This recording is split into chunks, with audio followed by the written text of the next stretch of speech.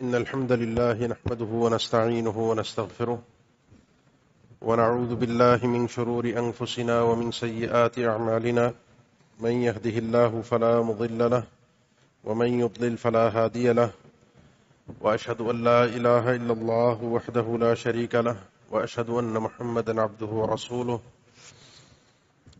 اللهم صل على محمد وعلى آل محمد كما صليت على إبراهيم وعلى آل إبراهيم إنك حميد مجيد اللهم بارك على محمد وعلى آل محمد كما باركت على إبراهيم وعلى آل إبراهيم إنك حميد مجيد أعوذ بالله من الشيطان الرجيم بسم الله الرحمن الرحيم وَلَنَبْلُوَنَّكُمْ بِشَيْءٍ مِّنَ الْخَوْفِ وَالْجُوعِ وَنَقْصٍ مِّنَ الْأَمْوَالِ وَالْأَنفُسِ وَالثَّمَرَاتِ وَبَشِّرِ الصَّابِرِينَ الَّذِينَ إِذَا أَصَابَتْهُم مُّصِيبَةٌ قَالُوا إِنَّا لِلَّهِ وَإِنَّا إِلَيْهِ رَاجِعُونَ۔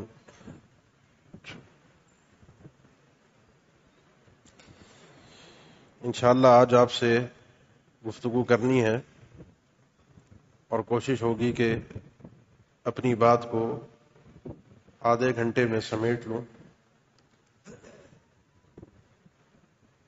اس وقت جو صورتحال پورے ملک میں بلکہ پوری دنیا میں ہمارے سامنے ہے کہ ہر شخص پریشان ہے کاروبار کے حوالے سے، کام کاج کے حوالے سے، اور اس کے بعد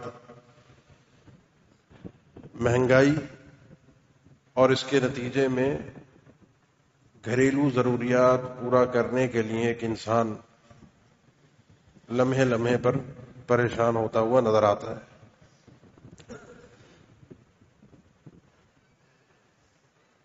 یہ جو پریشانی ہے مہنگائی کی صورت میں پوری دنیا کے اندر، ہمارے ملک میں، ہمارے شہر میں، میرے روزگار کے حوالے سے، اس کے حوالے سے چند چیزیں سمجھنا ضروری ہیں شرعی اعتبار سے، تاکہ ہم اپنے اللہ سے کسی بھی صورت میں نا امید نہ ہوں، اپنے اللہ سے پورا ہمارا تعلق توکل کے ساتھ، بھروسے کے ساتھ، اعتماد کے ساتھ قائم رہے۔ دیکھیں، اللہ تعالیٰ کی طرف سے یہ نظام چلتا ہے دنیا کا۔ قل اللہم مالک الملک تؤتی الملک من تشاء وتنزع الملک ممن تشاء وتعز من تشاء وتذل من تشاء بیدک الخیر انک علی کل شیء قدیر تولج اللیل فی النہار وتولج النہار فی اللیل وتخرج الحی من المیت وتخرج المیت من الحی وترزق من تشاء بغیر حساب۔ یہ جو دو آیات میں نے پڑھی ہیں سورہ آل عمران کی، اللہ تعالیٰ کی مکمل ملکیت ہر اعتبار سے اس آیت میں ظاہر کی گئی ہے۔ اللہ تعالیٰ بادشاہ ہے، نظام بھی وہی چلاتا ہے۔ یقلب اللہ اللیل والنہار، رات اور دن کے آنے جانے کا سسٹم وہی بدلتا ہے۔ ان اللہ یرزق من یشاء، جسے چاہتا ہے رزق فراہم کرتا ہے۔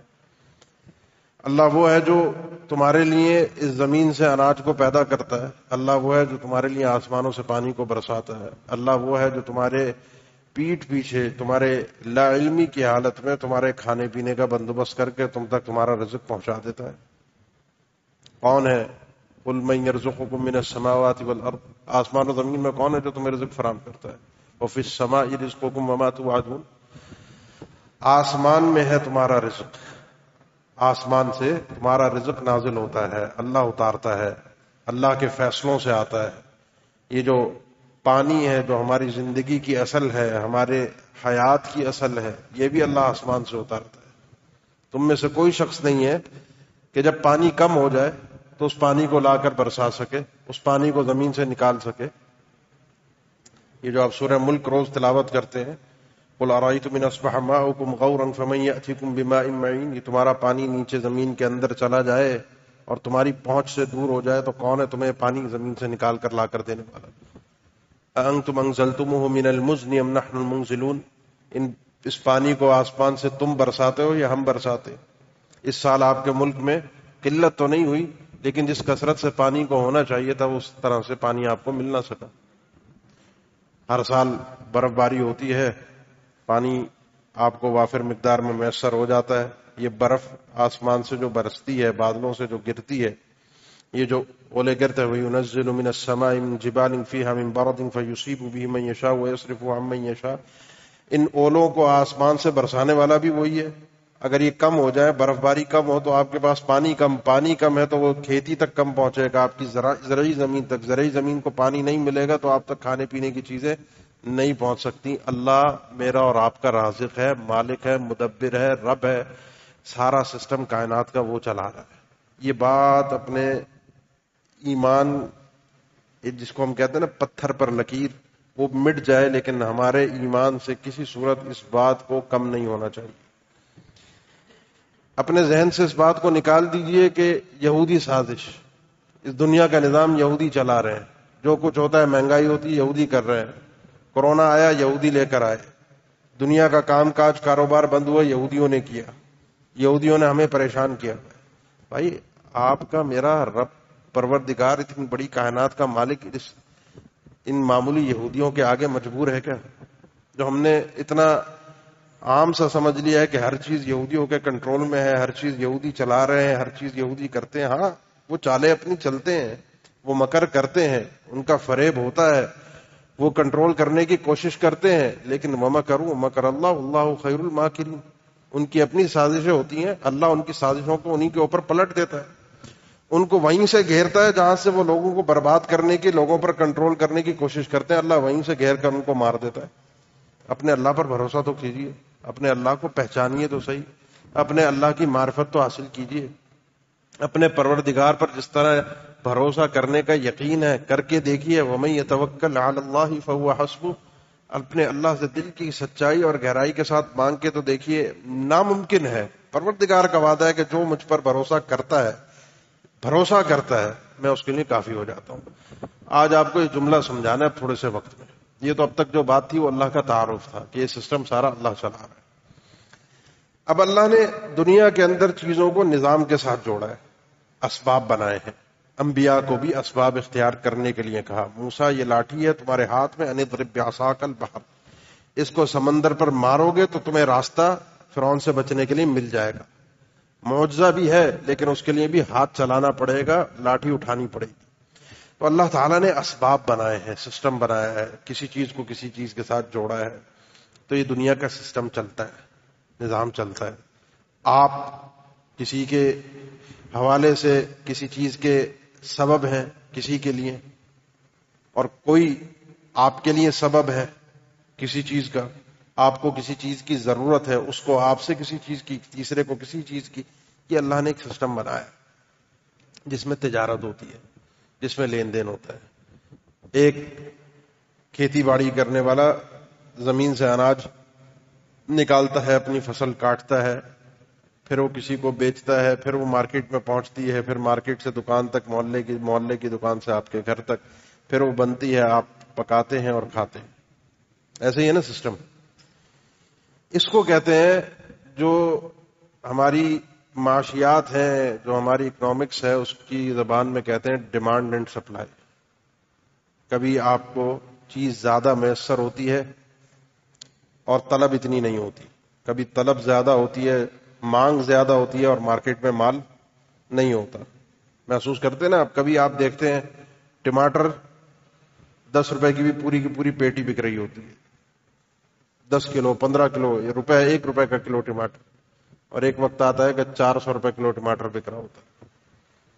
اب یہ سسٹم جو بنایا نا، یہ بھی ہمارے پروردگار نے بنایا ہے، اللہ کی طرف سے بنایا ہوا ہے، لیکن اس میں کچھ چیزیں ہیں جو ہماری لالچ، ہماری بدنیتی، ہماری ہرس، جس نے اس چیز کو تباہ کیا ہے۔ کیسے؟ آپ میں سے بہت سارے لوگ کام کاج بھی کرتے ہیں، کہیں کوئی تاجر بھی ہے، خرید و فروخت بھی کرتا ہے، لین دین بھی کرتا ہے۔ اپنے دل سے پوچھیے، تجارت کرتے ہوئے، لین دین کرتے ہوئے، کبھی بھی عام طور پہ ہم مسلمان معاشرہ ہے، پاکستانی ہم مسلمان ہیں، بحیثیت قوم کیا شرعی اصولوں کے مطابق ہم تجارت کرتے ہیں؟ کیا لین دین کرتے ہوئے ہمارے سامنے شریعت کے اصول ہوتے ہیں کہ یہ اس انداز سے تجارت جائز ہے؟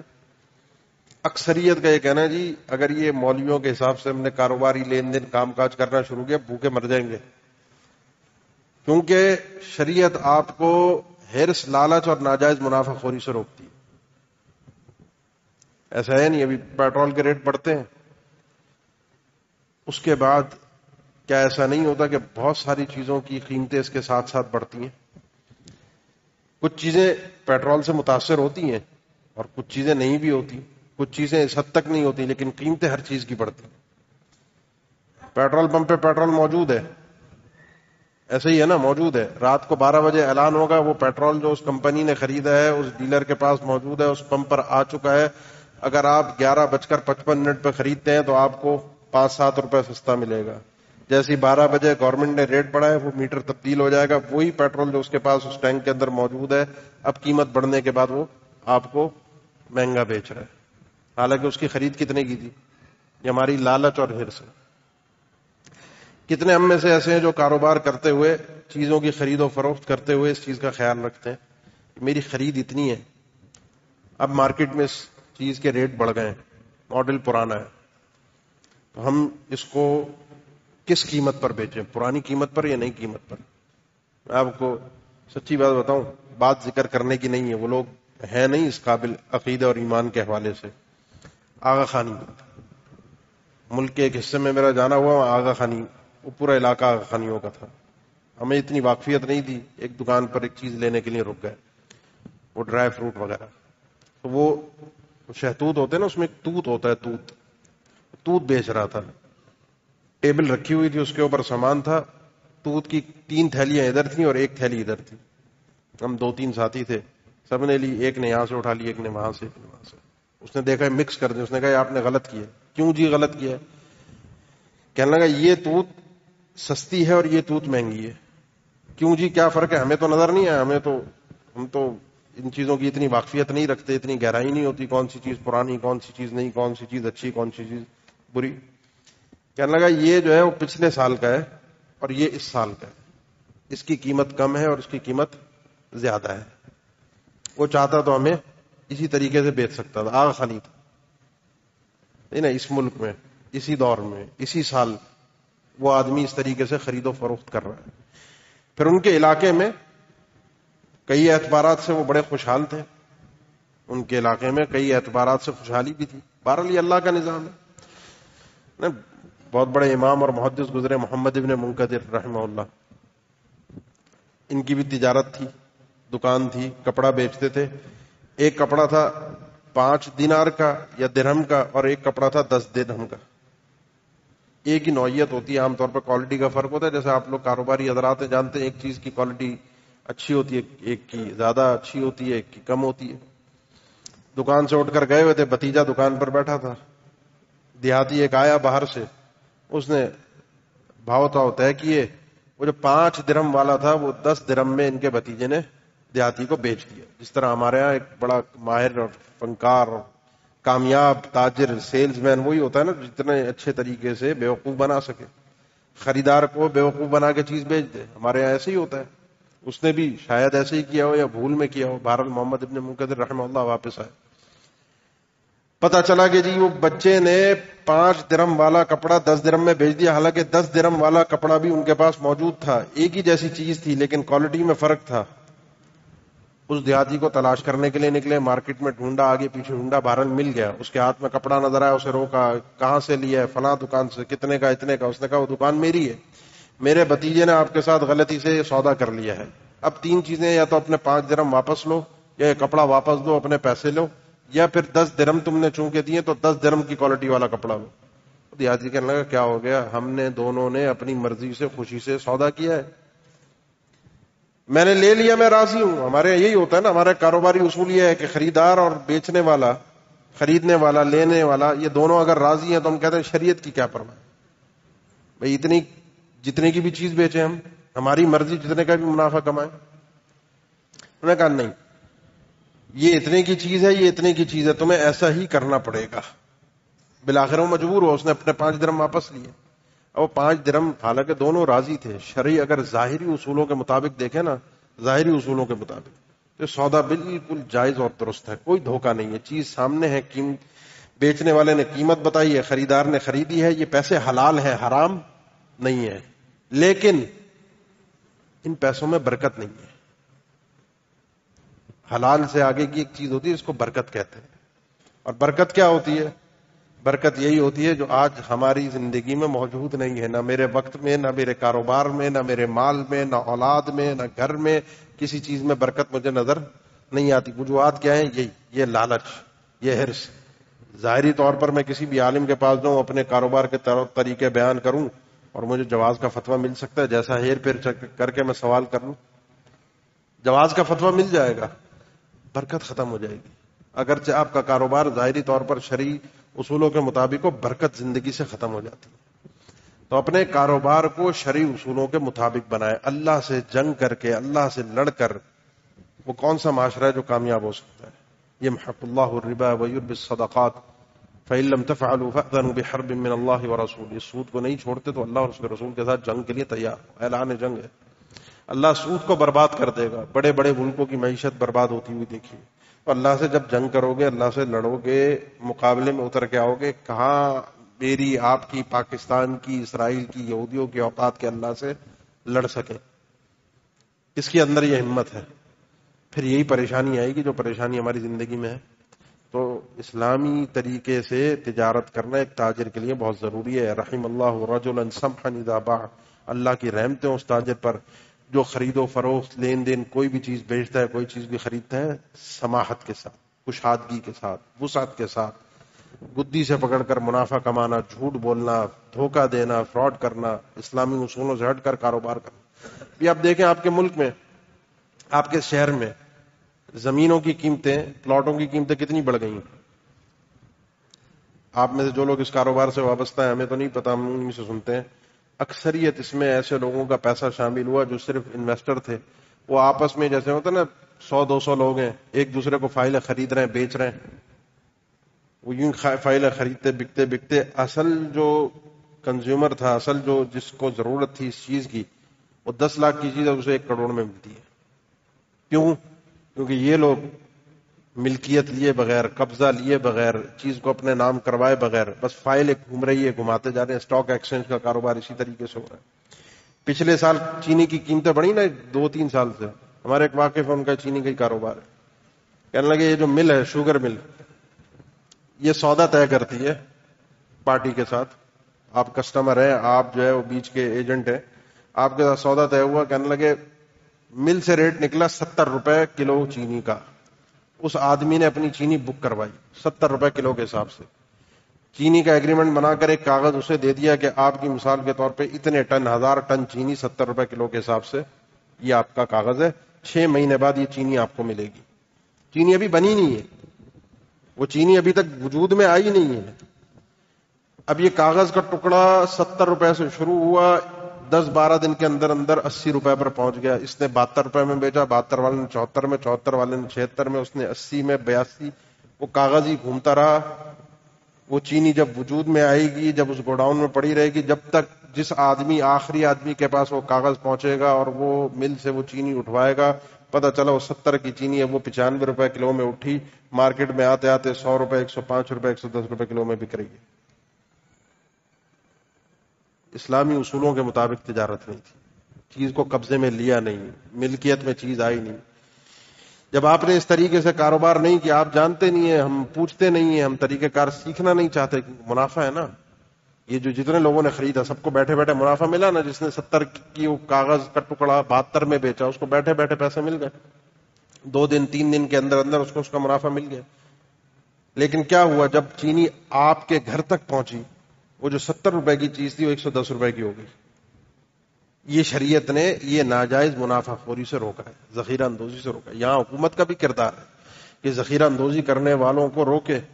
یہ حکومت کے معاملات ہیں. ابن قیم رحمہ اللہ نے اس چیز کو لکھا ہے کہ بعض اوقات اگر حکومت کسی چیز کے ریٹ بھی طے کرنا چاہے، معدت کرنا چاہے، تو وہ کر سکتی ہے مصالح مرسلہ کچھ چیزوں کے.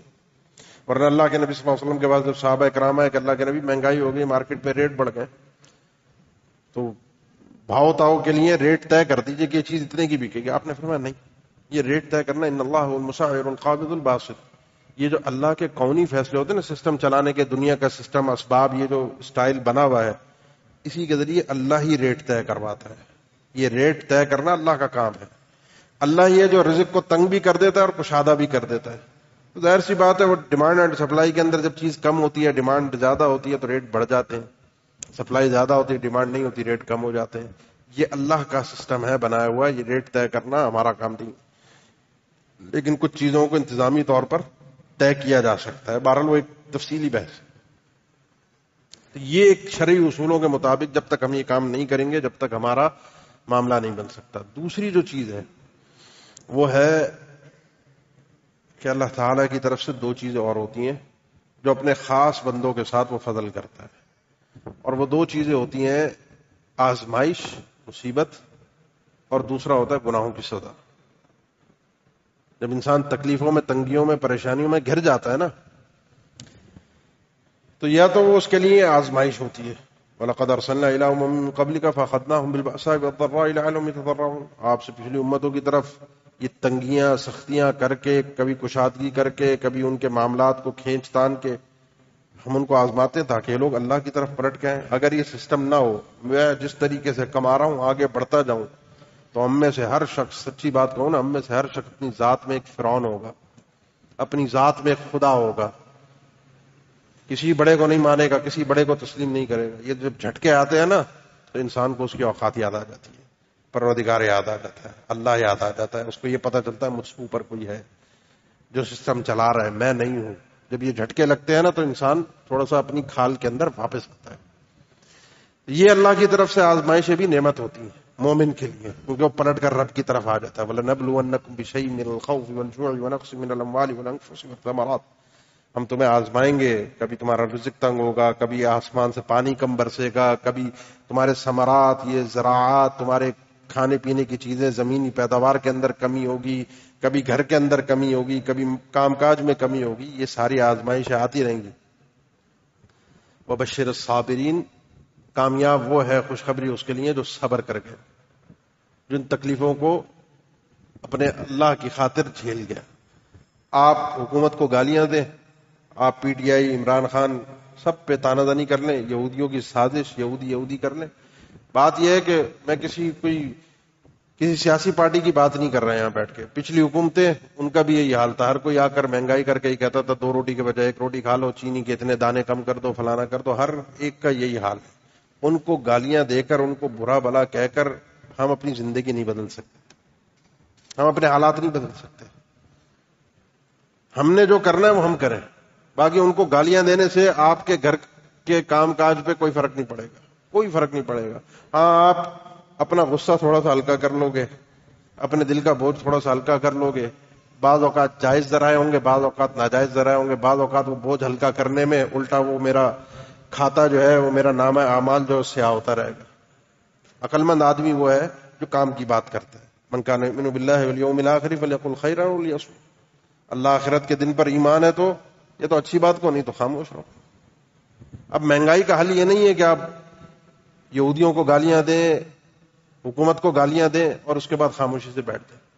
تو یہ اللہ کی طرف سے آزمائش بھی ہوتی ہے مومن کے لیے.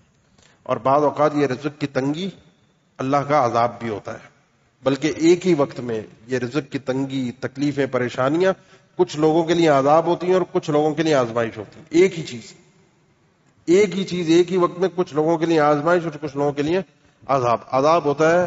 گناہوں کی سزا ہوتی ہے گناہ گاروں کے لیے.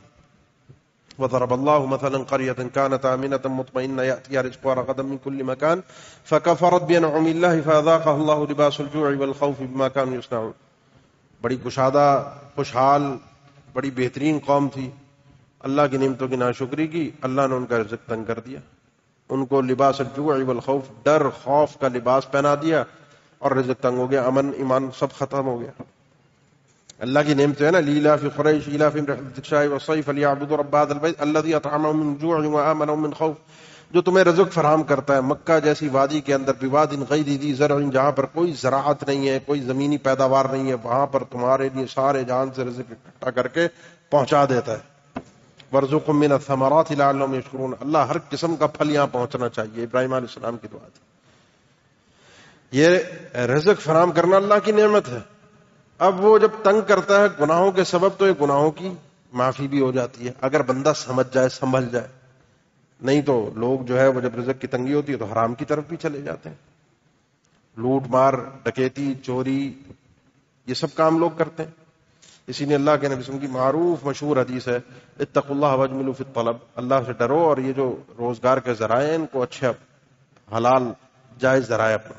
فإن نفسا لن تموت حتى تستوفي رزقها وإن ابطأ عنها. کوئی بھی انسان اس وقت تک نہیں مرے گا جب تک اپنا لکھا ہوا رزق وہ نہ کھا لے. اللہ کے نبی صلی اللہ علیہ وسلم کی دوسری حدیث میں فرمان ہے کہ لو ان آدم هرب من رزقه كما يهرب من الموت, انسان اگر اپنے رزق سے بھی ایسے ہی بھاگنا شروع کر دے جیسے موت سے بھاگتا ہے. آپ میں سے جب کوئی سڑک پار کرتا ہے کس طریقے سے کرتا ہے؟ گاڑیاں دیکھ کر کرتا ہے نا. کوئی ٹرک ٹرالر آ تو نہیں رہا, کوئی گاڑی آ تو نہیں رہی, پھر آہستہ سے ہم جاتے ہیں. موت کا ڈر ہے نا. تو اسی طرح جس طرح موت سے بچ رہے ہیں اپنے رزق سے جان چھڑائیں. گاہک آ رہے ہیں اسے چیز نہ بیچیں, کام آ رہے ہیں نہ کریں, لیکن جو رزق جو دانہ میرے مقدر میں لکھا ہے وہ مجھ تک پہنچ کر رہے گا. جس طریقے سے میں موت سے بھاگتا ہوں اگر اپنے رزق سے بھاگوں تو ادرکہ الرزق کما یدرک الموت, جس طرح موت میرے پاس آئے گی اسی طرح رزق بھی میرے پاس آ کر رہے گا.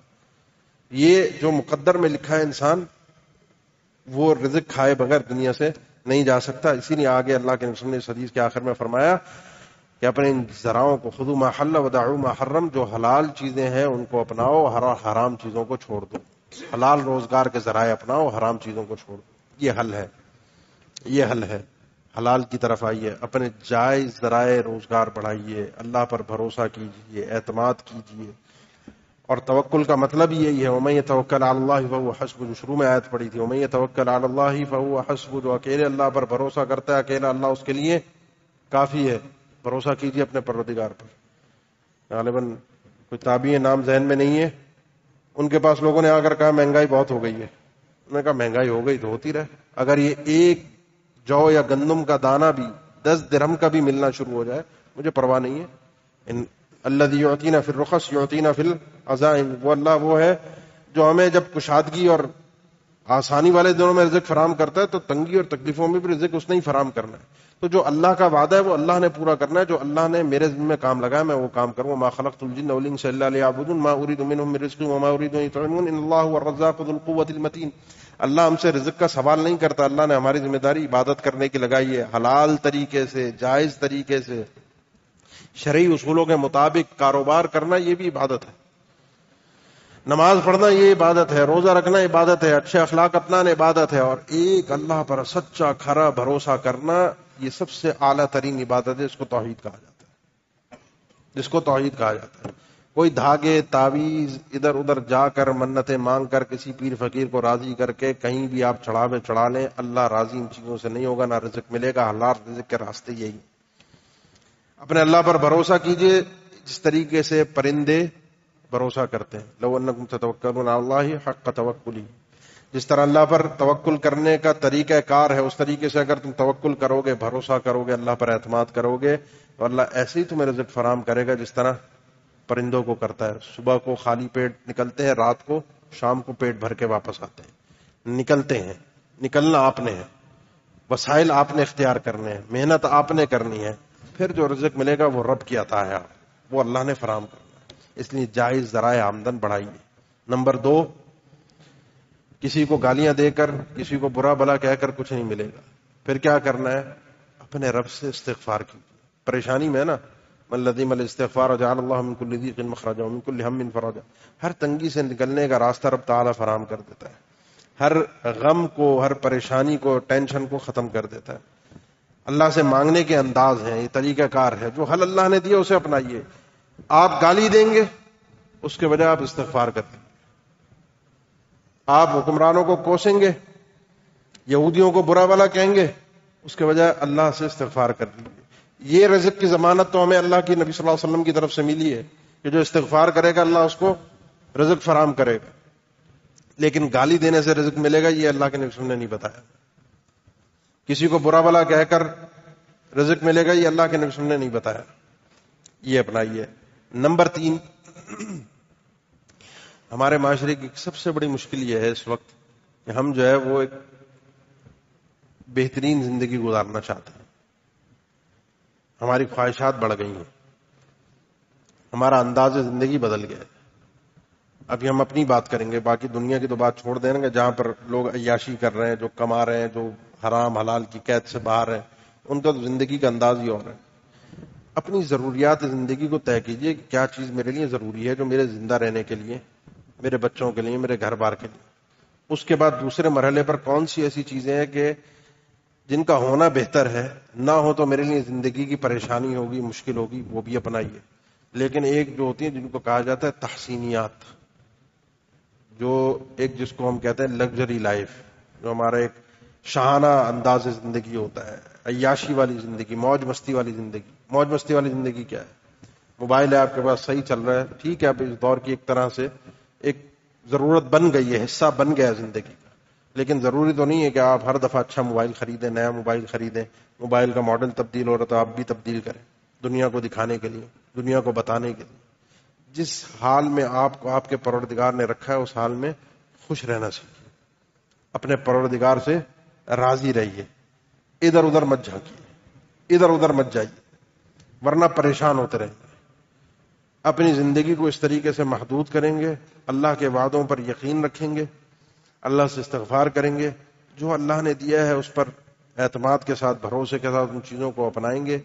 اللہ آپ کے لیے اکیلا کافی ہے, اللہ اکیلا کافی ہے. آخری چیز اس حوالے سے, اور وہ یہ ہے کہ اپنا ہم اور غم, چونکہ ہے دنیا میں نا بھائی, رہتے یہی ہیں, کھانا پینا بھی ہے, کھائے بغیر انسان زندہ نہیں رہ سکتا, بچے ہیں, ضروریات ہیں, گھر بار ہے, معاملات ہیں, سب دیکھنے ہیں انسان.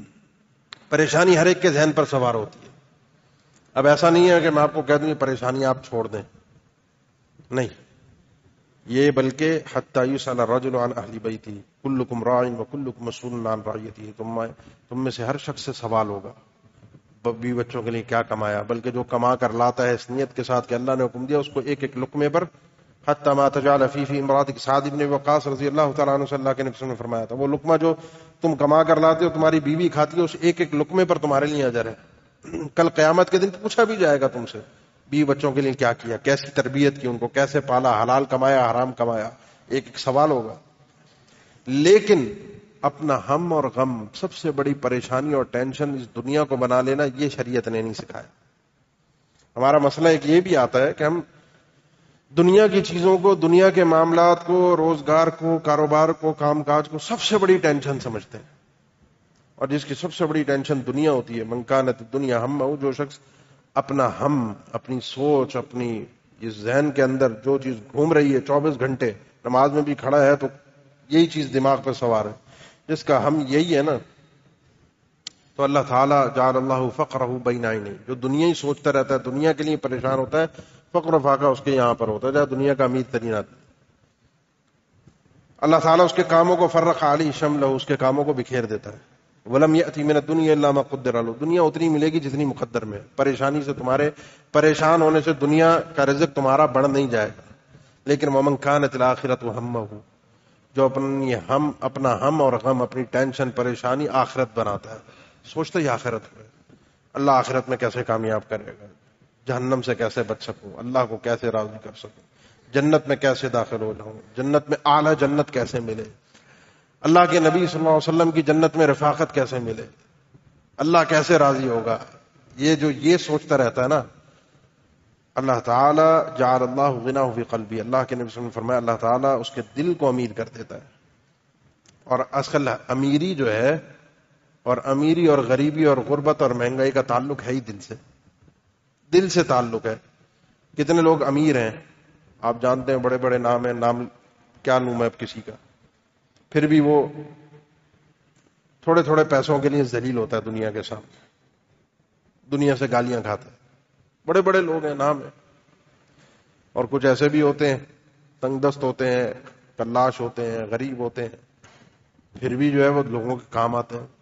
کوئی کچھ مانگتا ہے ان کو دے دیتے ہیں. وَيُؤْثِرُونَ عَلَىٰ أَنفُسِهِمْ وَلَوْ كَانَ بِهِمْ خَصَاصَةٌ وَمَن يُوقَ شُحَّ نَفْسِهِ فَأُولَٰئِكَ هُمُ الْمُفْلِحُونَ. وہ جانتے ہیں نا اس آدمی کو کہ جس کی احساس میں اللہ تعالیٰ نے آیت نازل کی تھی, رات کے اندھیرے کے اندر اللہ کے نبی صلی اللہ علیہ وسلم کے مہمان کو اپنے ساتھ لے گیا تھا, گھر میں کچھ بھی نہیں تھا, اس مہمان کو ہی کھلا دیا، اندھیرا تھا، چراغ بھی بجھا ہوا تھا، کسی نے نہیں دیکھا. صبح کو اللہ کے نبی صلی اللہ علیہ وسلم کے پاس آیا.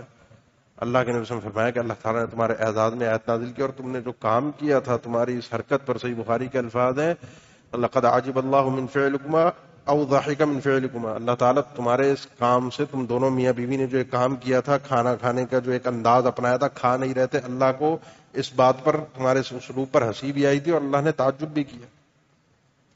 اللہ کو یہ کام تمہارا پسند آیا. کچھ یہ بھی ہیں اور کچھ وہ بھی ہیں. ان کا ہم اور غم کیا تھا؟ آخرت. ان کا ہم اور غم کیا ہے جو ہمارے سامنے لوگ ہیں؟ دنیا.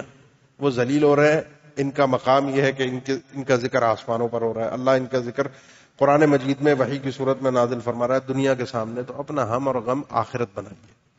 اللہ ہمارے کام سمیٹ دے گا. جمع اللہ شملہ، اللہ اس کے سارے معاملات کو پریشان نہیں ہوگا.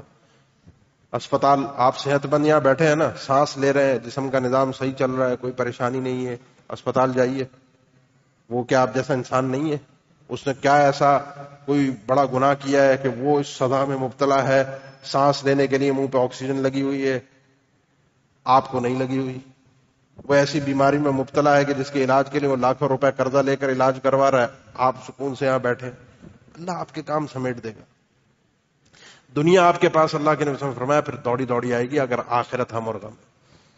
تو اپنی سوچ اور محور اور مدار جو ہے وہ دنیا بنا لیجیے. پھر یہ ساری ٹینشنیں آپ کو بہت معمولی لگی. مہنگائی کتنی بھی ہو جائے، کتنی بھی ہو جائے، کوئی مسئلے کی بات ہی نہیں. پریشانیاں کتنی بھی بڑھ جائیں، کوئی مسئلے کی بات نہیں ہے.